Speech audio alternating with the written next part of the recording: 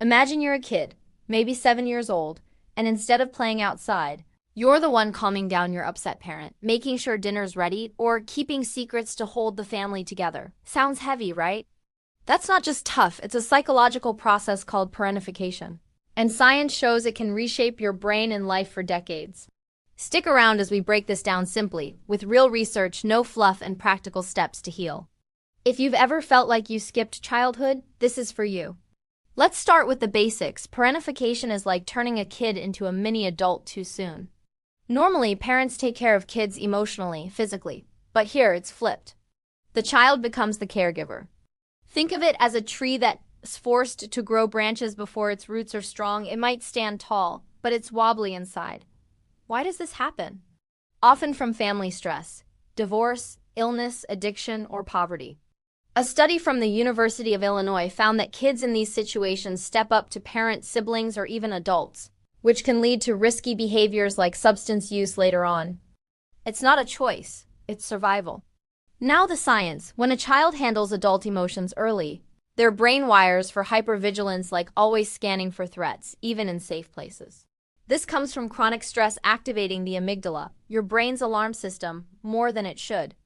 According to The Body Keeps the Score by Bessel van der Kolk, this trauma gets stored in the body, leading to ongoing anxiety or numbness. A cross-validation study in the Journal of Child and Family Studies showed emotional parentification predicts depression in adulthood, especially if it involved managing parents' feelings.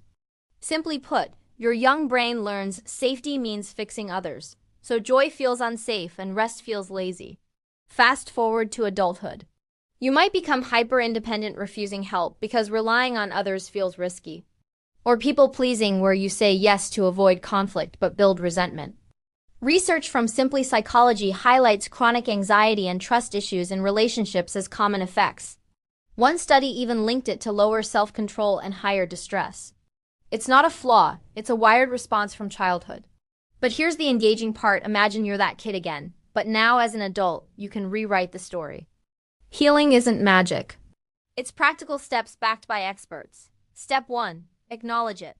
Like in Psychology Today's guide, start by journaling. What roles did I take on as a kid?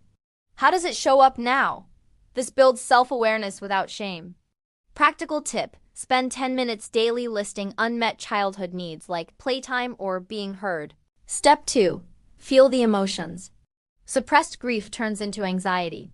Try inner child work from John Bradshaw's Homecoming. Visualize your younger self and say, "It wasn't your fault." Combine with therapy, EMDR, or somatic experiencing, as van der Kolk recommends to release body-stored trauma.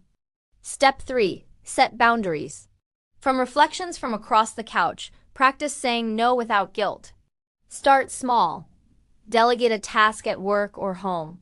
Track how it feels. Use an app like Dailyo to log progress. Step 4. Build self-care routines. Charlie Health suggests basics like sleep, exercise, and hobbies, but make it specific. Schedule playtime weekly, like drawing or games, to reclaim childhood. Research from Annabelle Psychology shows this reduces resentment in relationships. Step 5. Seek support.